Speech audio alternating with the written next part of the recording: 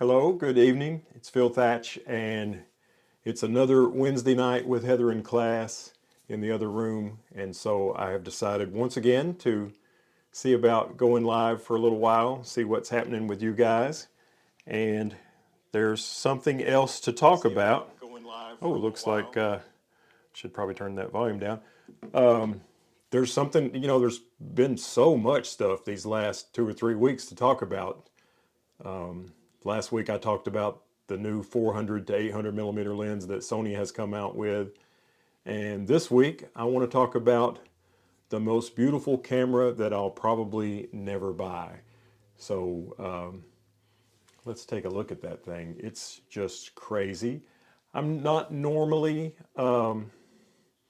attracted to cameras for what they look like. Normally it's how comfortable they are, how functional they are, and specs. Like, for example, most cameras that I'm attracted to kind of look like this Nikon D850, which is great in the hand. It feels amazing in my hand, and all the controls are right where I can get to them, and it can do everything in the world. And of course, it's not the latest camera anymore, so there's newer cameras like my Z8 that have even more functionality. But the camera I want to talk about tonight is not like that. It is this crazy looking camera, and I want to show it to you right now. I don't know if anybody besides me has been just looking and reading everything about this camera and watching any videos that come out about this camera and listening to any interviews that come out about this camera. It's completely crazy because this camera is totally the opposite of what kind of camera I would normally be attracted to, because this camera is not a great sports camera, and it never will be. Let me just show it to you. This is the Sigma BF. Now, I see some people are starting to show up in the chat, so that's great. If you guys have even seen this at all, let me know. Like say, hey, I have seen that, or no, Phil, I haven't seen that. I think they announced it maybe a week ago, maybe 10 days ago. But it's a camera made by Sigma. Not, Sigma, you normally think about them as making lenses, third-party lenses that you can use on your Sony camera, and sometimes on your Canon camera. Not as much on your Nikon camera, but in the old F-mount days, they had a lot of lenses for Nikon. But they also make cameras, and it's normally cameras that I'm not interested in at all, and I shouldn't be interested in this camera, but just look how beautiful it is. It's carved out of a chunk of aluminum, a chunk of billet aluminum. I get this mixed up. It either takes 7 hours to, I think this is the right way, it takes the machine 7 hours to carve the billet aluminum out to be the chassis for this camera. And Sigma is only capable of making 9 of them a day. Now, sometimes I'll say it takes 9 hours to carve it out and they can only make 7 a day, but I think it takes 7 hours to carve it out, and they are capable of making 9 of these cameras a day. So if this thing does turn out to be popular, there's going to be a waiting list for them. But just look at it. Super simple. Let's talk about what's missing on this camera. This camera does not have a mechanical shutter. Of course, the Z8 and Z9 don't have a mechanical shutter, but they have an ultra-fast stacked sensor. This does not have a stacked sensor, so it's electronic shutter only, and no mechanical shutter, no stacked sensor, which means it's probably, if you try to shoot fast action, it's going to have rolling shutter problems. So there's a strike against it. If you look at the top of the camera, there's no hot shoe on this camera. It'll come back around here in a minute. It doesn't have a built-in flash, and there's not a way to add flash to it. So you'll never have flash on this camera. If you saw on the side there where there's a couple of holes where you can put a strap on it, it only has that on one side. So it's a wrist strap camera. Now, I did see one reviewer who attached 2 of these, gosh, now I can't think of the brand name. 2 of these Peak Design strap tabs on one side, and hung a strap around his neck and connected it both to the one side of the camera. Now, This is interesting because for me, every one of my cameras has a Peak Design tab on the right hand side and nothing on the left. So that's, if I'm going to use a strap, it's a wrist strap for me. So that is one thing about this camera that actually would not be oh, Phil, it's missing something for you. It's only 24 megapixels, where lately I've gotten to where I really prefer a 45 megapixel full frame camera.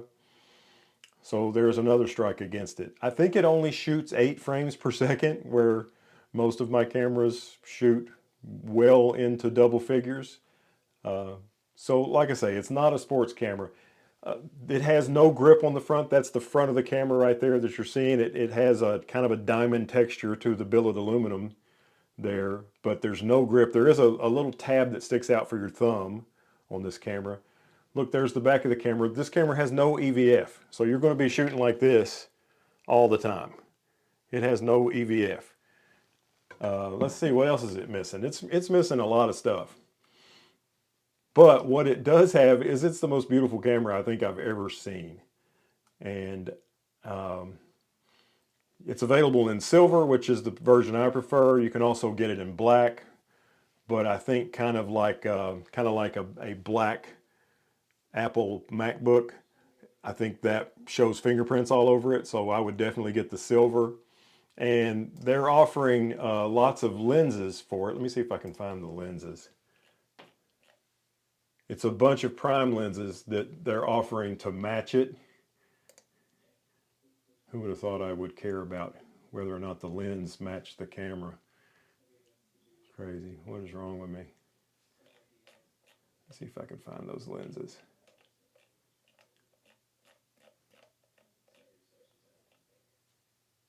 Here's another look at the back of the camera. Well, I just lost it. I had it on there and then I lost it.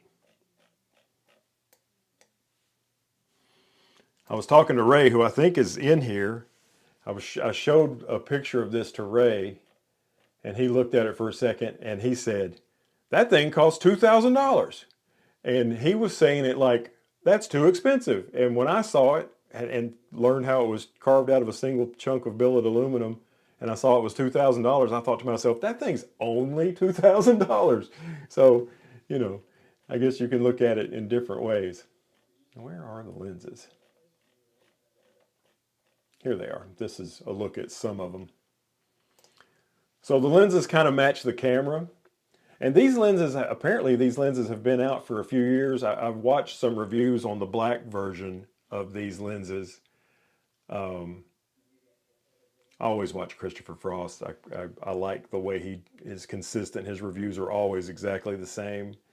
And the one I would be most interested in as just kind of this is a walk around camera is the one that's right here in the middle. It's the 35 f2.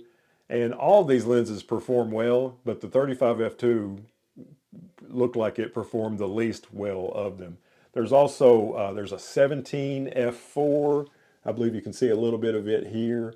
There's a this is a 24 millimeter 3.5, but there's also a 24 millimeter f2. Here's the 35 f2. There's a 50 f2. There's a 45 2.8, I believe. There is I can't quite see that. There's a 65 f2 that is supposed to perform just really, really good. And then there's also a 90 millimeter 2.8 that is sharp as a tack. All of these lenses are about $600, right around $600 each. I think one of them, I can't remember which, was a little under 600, but they're all, let's say, $550 to $650 in price. And oh, here's another thing that the camera doesn't have. Every one of my cameras, I turn off. Let me switch this back off the screen. Every camera I have, I turn off firing, focusing with the shutter button. This only starts metering and fires the camera. Every camera I have is back button focus. This camera has no way to set it up for back button focus. So it would only be half press to focus, full press to shoot. Anyway, it's definitely not a fill camera. It is not a fill camera at all.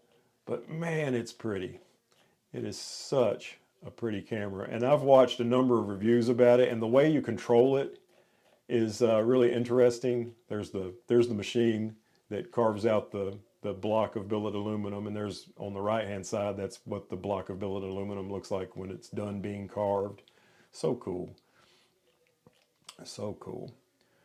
But you just basically, let's see, on this screen right here, it shows what you're adjusting, and you turn this wheel, and as you can see, you can adjust shutter speed, you can adjust aperture, you can adjust ISO, all with this one knob.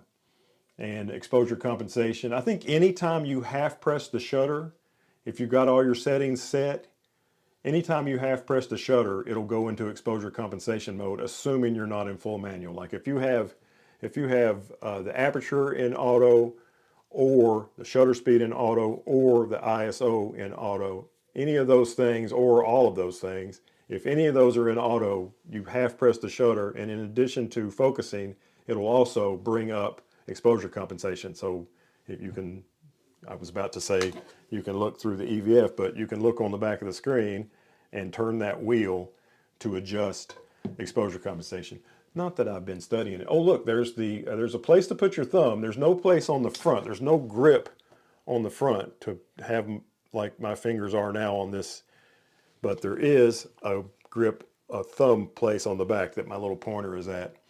So anyway, I just wanted to talk about this camera for a minute because I've just been going crazy about it. Now the chances of me actually purchasing this camera is probably, what did I say, Ray, when we were in our little talk? Probably 15% or less. Now, if 6 months from now I find one of these things on MPB used for $1,500, and I find one of the lenses for it for cheap, and I can get the whole thing, tax and all, shipped to the house for $2,000, maybe. But you know, really, what I should be doing is continuing to round out my Nikon Z lens collection, because the Z8's definitely my favorite camera right now. Although I will say that I have, I think, 3 more D850 videos already completed, and I'm planning on shooting tomorrow morning at sunrise with a D850. I just really like this camera for low demand situations in terms of fast focus, but maybe high demand situations in terms of dynamic range. So taking photographs a little bit before, just a few minutes before sunrise or a few minutes after sunset, it's hard to beat the D850. It actually has more dynamic range than the Z8 and Z9, because the Z8 and Z9, some of the parts that do the focusing are on the sensor, where the parts that do the focusing for this D850 are not on the sensor. So isn't that funny that I'm talking about this super modern camera in tonight's live stream, and the camera I'm using as a prop is this camera that's been out since 2017. So who knows? All right, now that I've run my mouth long enough about the BF, which, by the way, I don't know if you saw the thumbnail, it actually stands for, BF actually stands for Beautiful Foolishness, which is some sort of Japanese story, I don't know. The guys from Petapixel interviewed the CEO of Sigma, and he was super cool, and he said that it stands for Beautiful Foolishness. All right, so let's catch up on the chat. Ray says hi. Hello, Ray.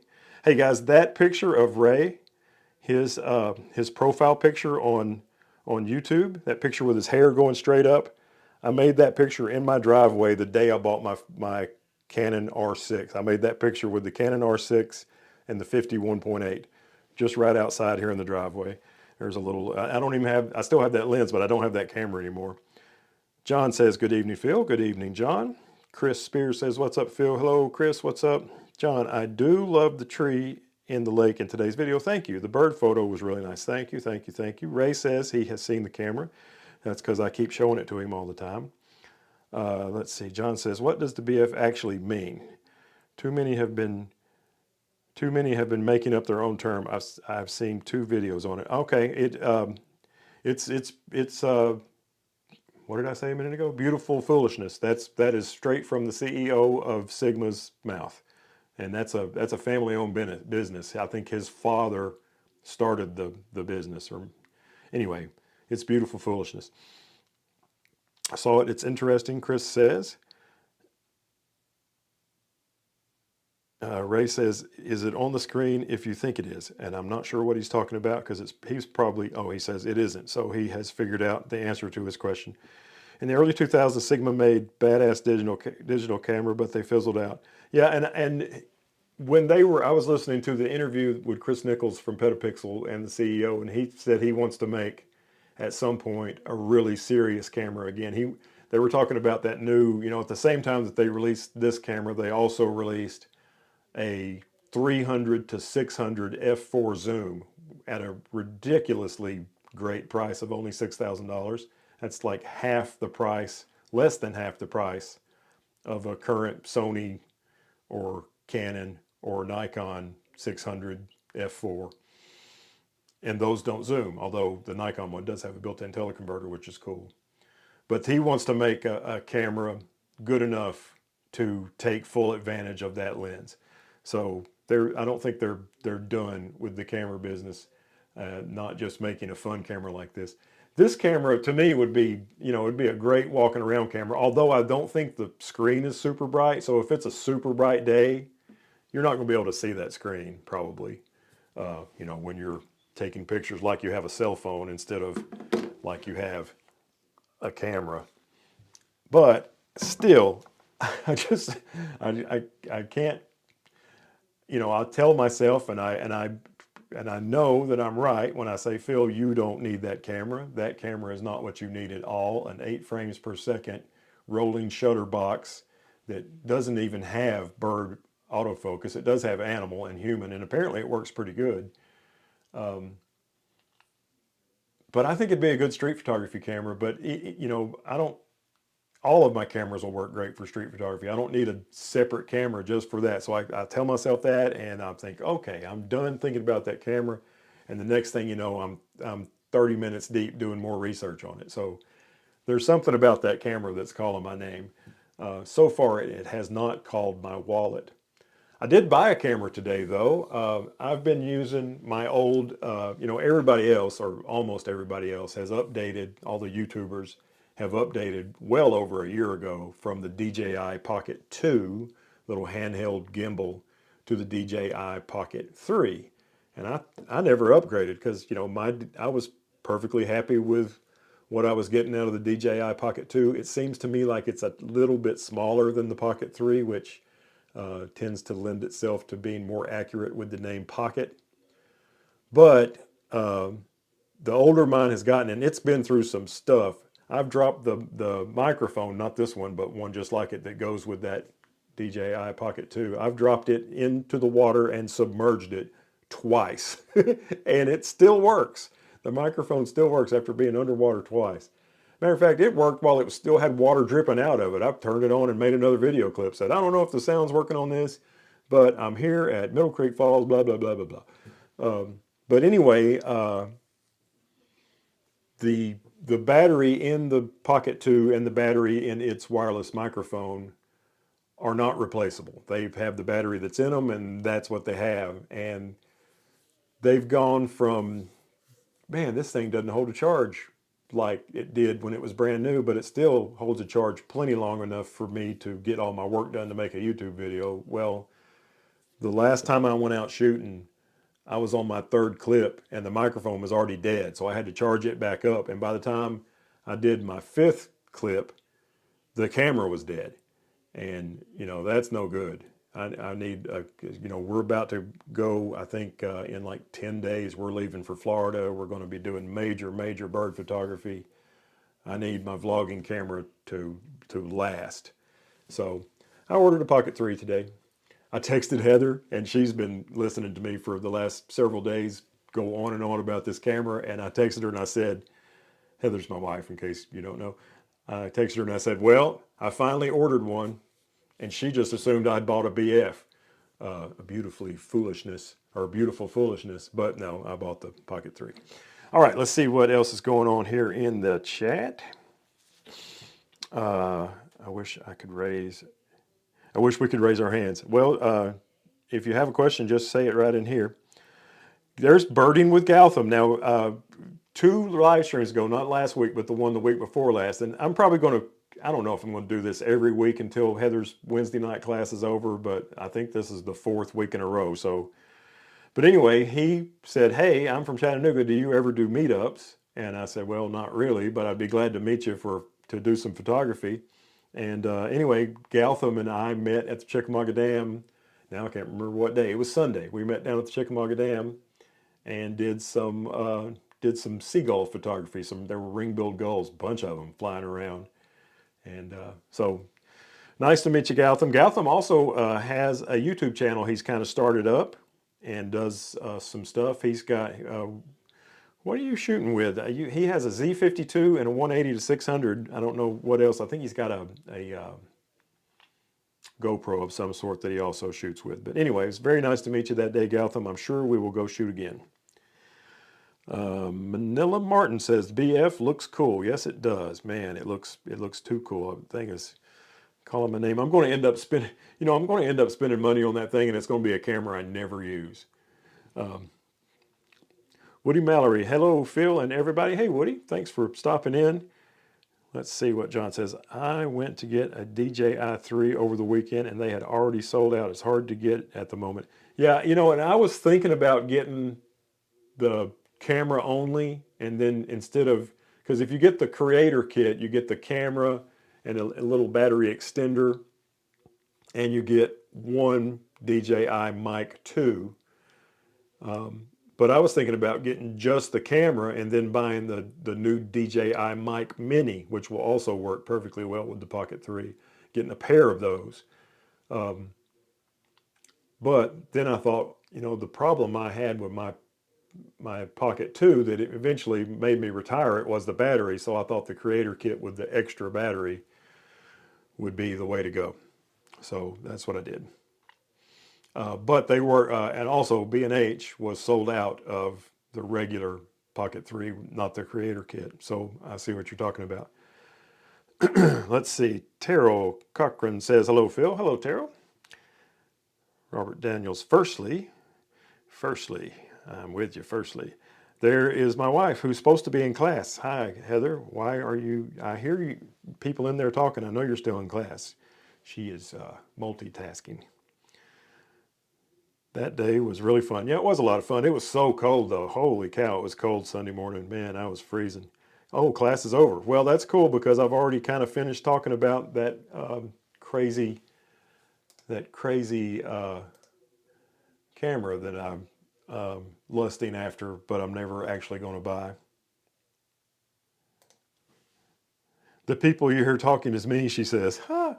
That's funny. Let's see, it took a long time using the app from the phone to the Pocket 3 for firmware update, but I'm happy with it. Okay, yeah, I've heard that you have to, there's like an app you have to download and then you do firmware updates from there. And I think to do a firmware update on the mic, you just download it and copy it over to the mic, and then like you plug the mic into your computer and you copy that file over to the microphone, and when you turn it on, it automatically updates. You don't even have to press any buttons. Let's see. Joe had the original DJI Pocket. It was pretty good, but died after a year or so. Yeah, I never had the Pocket 1. And what sold me on the Pocket 2 was you could get it with a built-in wireless mic receiver and a wireless mic, and that's what sold me. And it's been good.